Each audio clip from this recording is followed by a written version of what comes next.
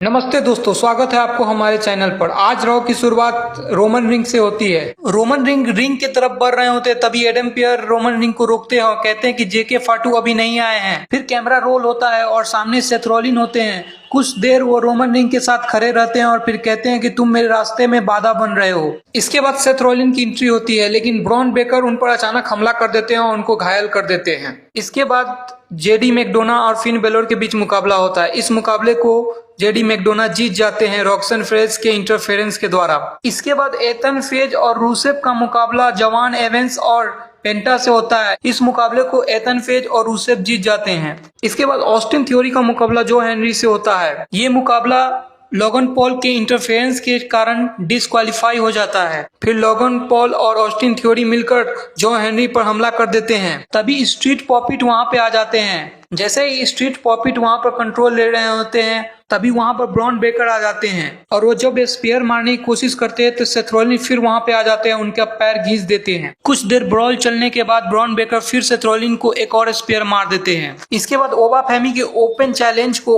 Otis डोजविक accept करते हैं, लेकिन ओबा फेमी इस मुकाबले को जीत जाते हैं। रोमन रिंग और जेके फाटू के बीच ब्लैक लेस के मुकाबले के लिए कॉन्ट्रैक्ट साइनिंग होता है।